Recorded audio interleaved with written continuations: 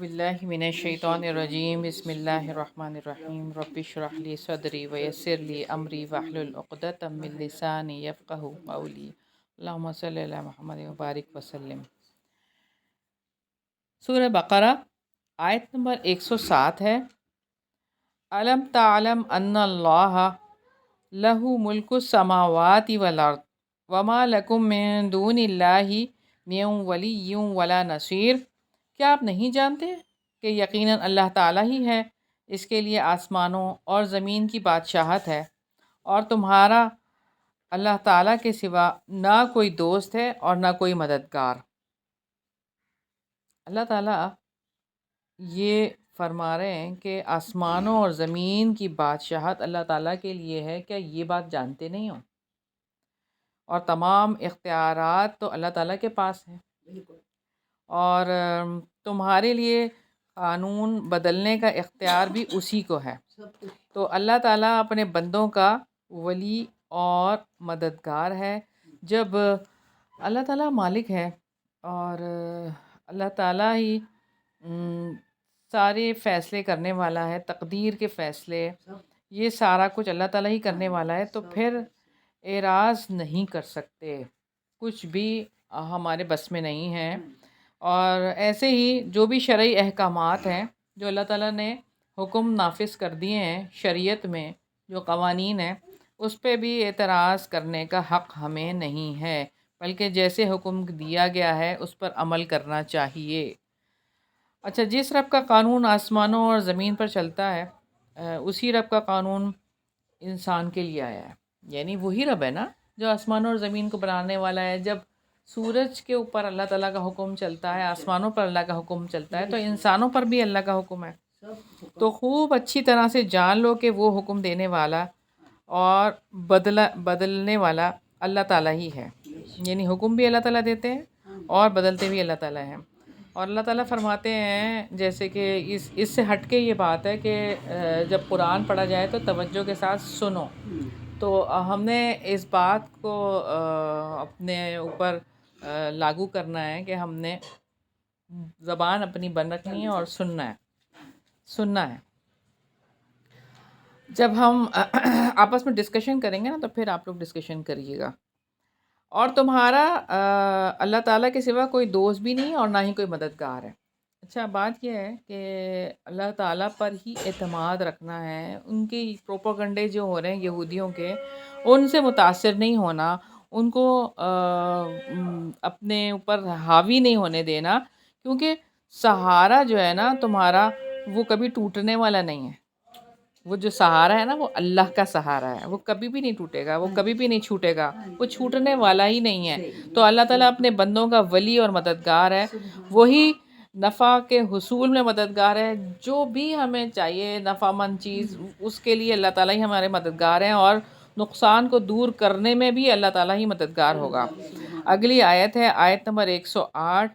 ام تریدون ان تسألوا رسولکم کما سئل موسیٰ من قبل ومن یتبدل الکفر بالایمان فقد ضل سواء السبیل۔ کیا تم چاہتے ہو کہ تم اپنے رسول سے ویسے ہی سوالات کرو جس طرح اس سے پہلے موسیٰ سے سوال کیے گئے؟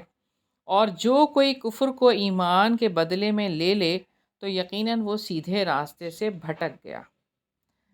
تو بات یہ ہے کہ رسول اللہ صلی اللہ علیہ وسلم سے سوال کرنے کی خواہش ایک فطری سی چیز ہے، کہ جب رسول درمیان موجود ہیں تو ان سے سب سوال کرتے ہیں، ان سے پوچھتے ہیں، اپنی پریشانیوں کا حل، الجھنوں کا حل مانگتے ہیں۔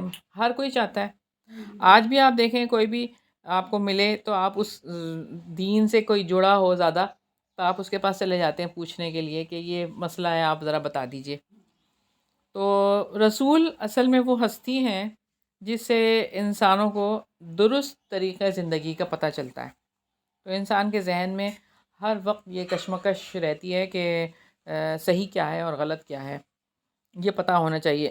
اس لیے وہ سوال کرنا چاہتے ہیں۔ لیکن مسلمان جو ہے نا، وہ یہودیوں کے پروپیگنڈے سے متاثر ہو کر بھی سوال کیا کرتے تھے، یعنی بعض یہودی ان کے دماغ میں وسوسے ڈالتے تھے، ان کو اس طرح کی باتیں کرتے تھے، تو اس سے متاثر ہو کر بھی سوال کر لیتے تھے. تو مسلمانوں کو غیر ضروری سوالات سے روکا گیا کہ جو غیر ضروری سوالات ہیں وہ نہ کریں، کیونکہ اس کی وجہ سے کفر کا اندیشہ ہوتا ہے. اب مثال کے طور پر ایسا ہوا کہ کسی شخص نے جو ہے وہ آپ صلی اللہ علیہ وسلم سے یہ سوال کر لیا کہ میرا باپ کون ہے.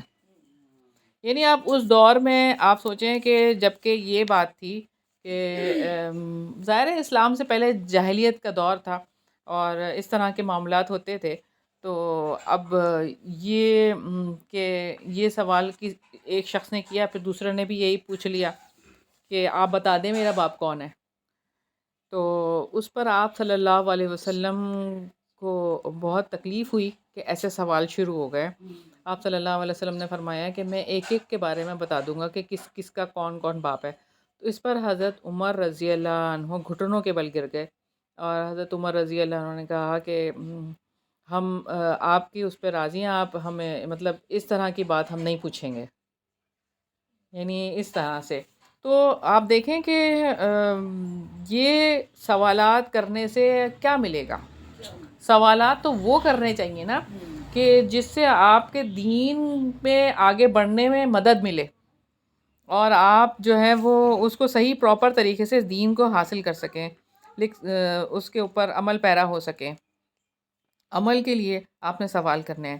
اور یہ کہ ایک دفعہ ایسا ہوا کہ امام مالک سے بہت سارے سوالات کیے گئے، زیادہ تر کے جواب میں انہوں نے لا ادری کہا کہ میں نہیں جانتا، مجھے نہیں پتا اس بارے میں. تو انہوں نے جو سوال کرنے والے تھے انہوں نے کہا میں کیا جا کے کہوں گا کہ یہ امام صاحب کو سوال کے جواب ہی نہیں آئے.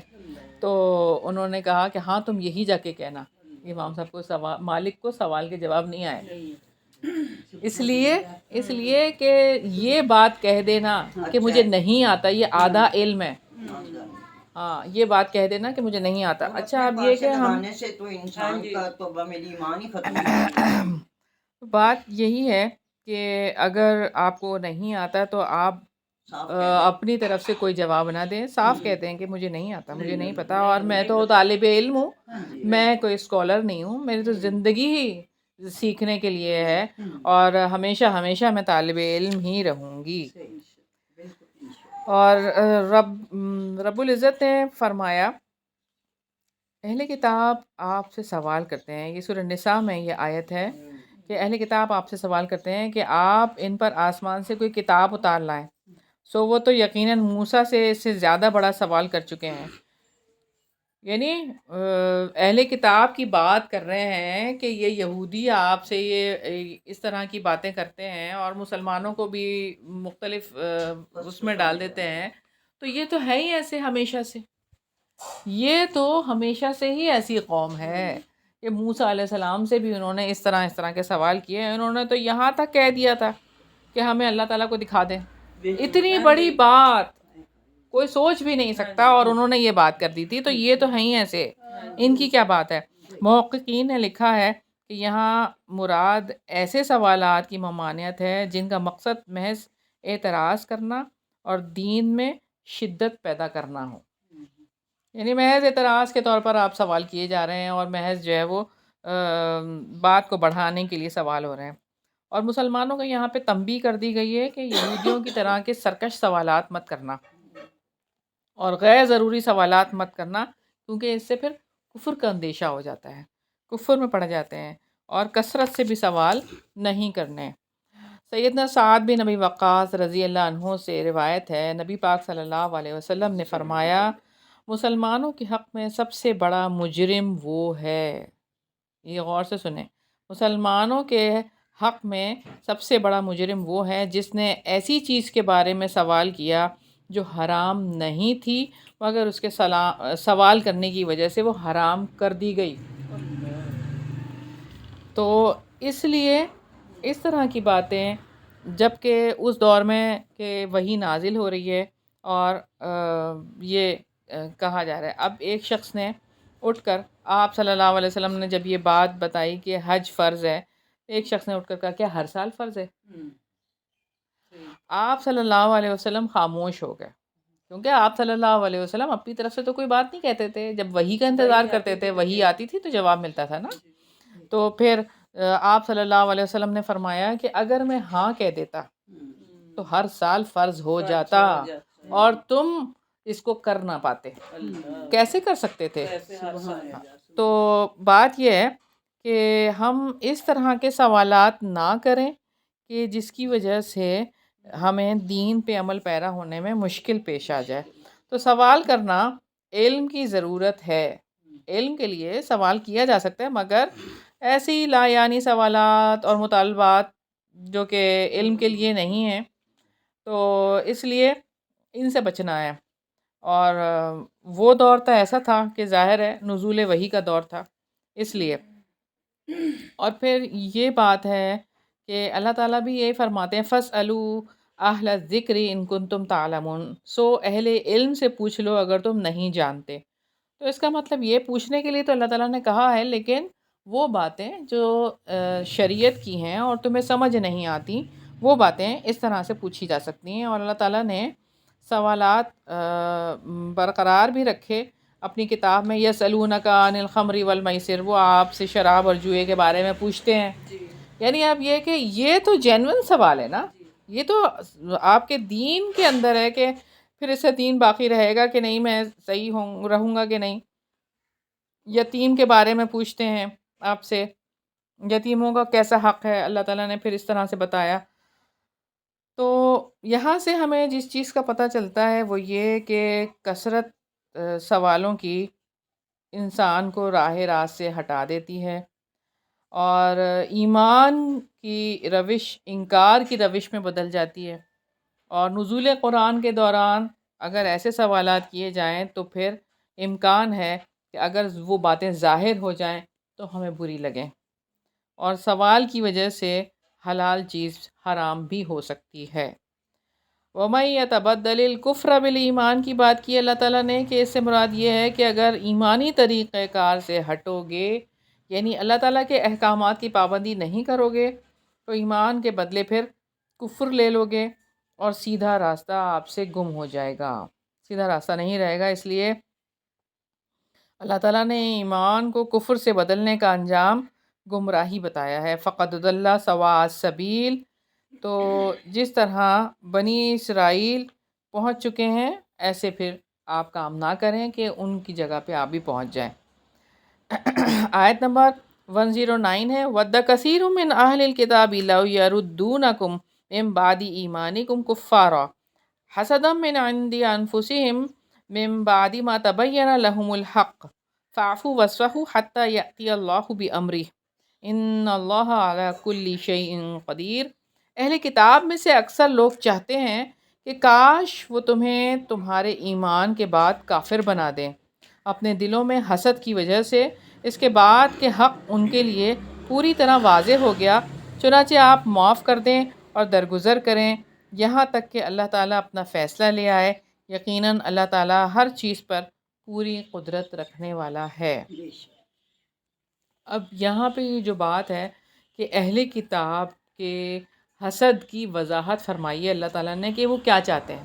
وہ یہ چاہتے ہیں کہ ایمان والے کافر بن جائیں، ایمان والے کافر بن جائیں، اور وہ ان کو اسی طرف پھیرنا چاہتے ہیں، اور ان کے لیے مختلف جال بچھائے جاتے ہیں، اور ان کا جو فریب خود ان پر الٹ دیا ہے اللہ تعالیٰ نے. کیسے؟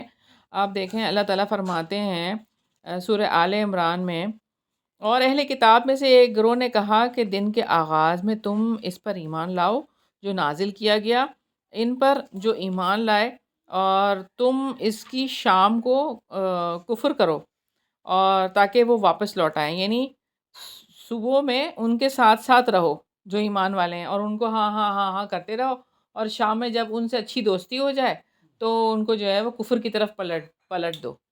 خود بھی تم تو ہو ہی کفر کی طرف، ان کو بھی پلٹ لو کفر کی طرف. تو اس طرح کرو. تو یہ ان کی چالیں ہیں. تو اللہ تعالیٰ کیا فرما رہے ہیں؟ حسدم من عندی انفسہم، اپنے دلوں میں حسد کی وجہ سے. حسد بہت بری اور ہاں جی، قبیح ہاں جی، بیماری ہاں ہے، جی، بہت زیادہ، ہاں جی، اور انسان کے نفس کے اندر ہاں یہ جی، خواہش پیدا کرتی ہے یہ کہ دوسرے لوگ بھلائی سے یہ محروم بندے ہو کو جائیں۔ کھا جاتی ہے۔ جی بالکل۔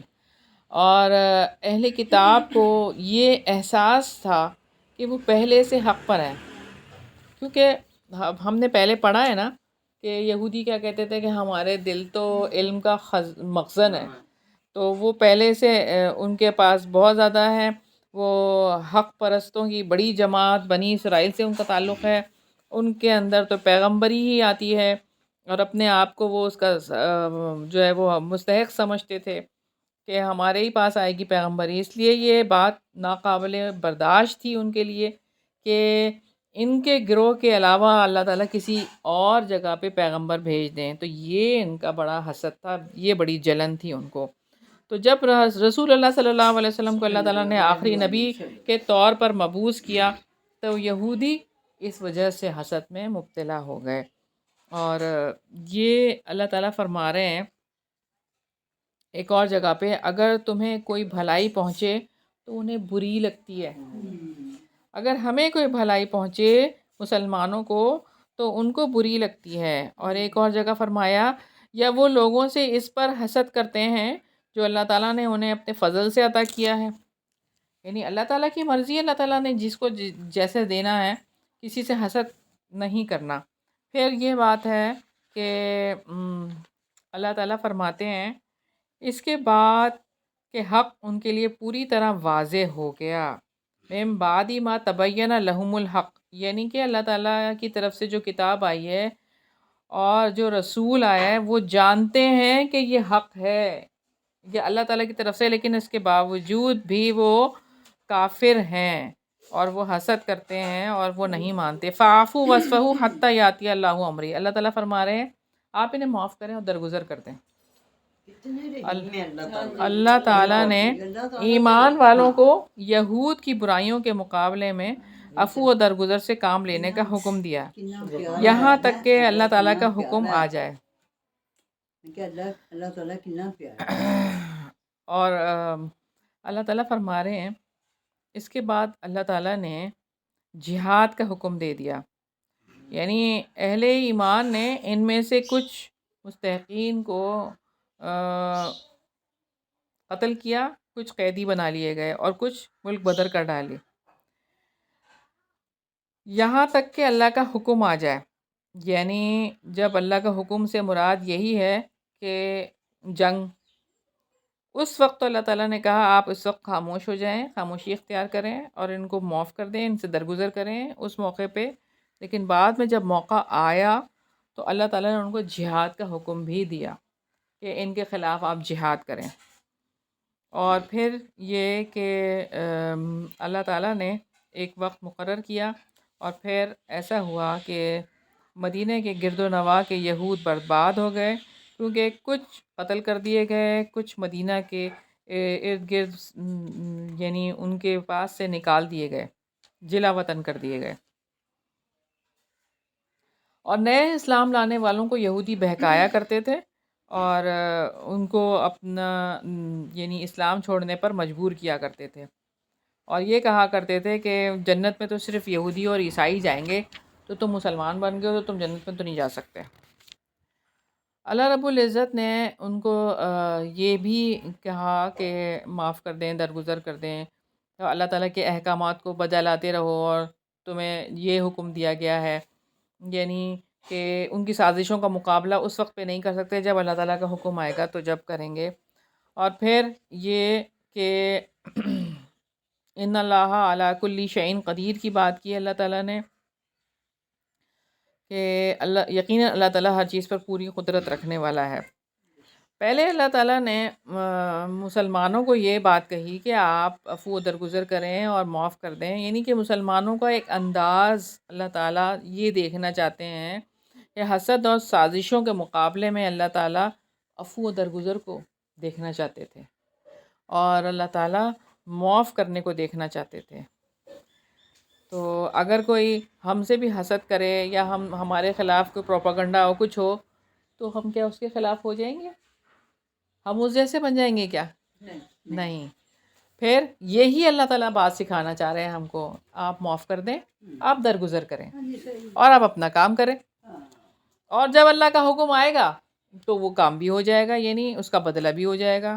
اس میں آپ کو کچھ کرنے کی ضرورت نہیں ہے۔ جب اللہ تعالیٰ نے حکم دیا، یعنی وہ اس طرح سے سرکشی پہ اتر آئیں گے سامنے کھلے عام، تو پھر ہوگا پھر ہوگی یہ بات، کیونکہ سرکش یہودیوں کی قید، قتل و غارت گری اور جلا وطنی سے اللہ تعالیٰ نے اپنے قدیر ہونے کا یقین دلایا ہے۔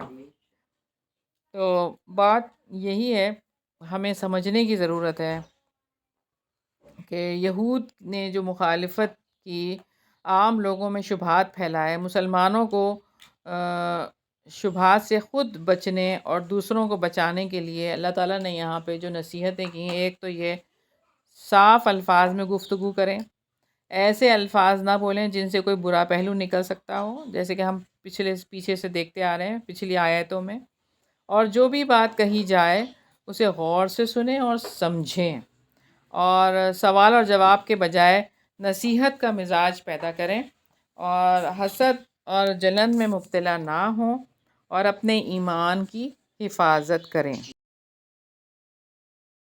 ألم تعلم أن الله له ملك السماوات والأرض وما لكم من دون الله من ولي ولا نصير أم تريدون أن تسألوا رسولكم كما سئل موسى من قبل ومن يتبدل الكفر بالإيمان فقد ضل سواء السبيل ود كثير من أهل الكتاب لو يردونكم من بعد إيمانكم كفارا حسدا من عند أنفسهم من بعد ما تبين لهم الحق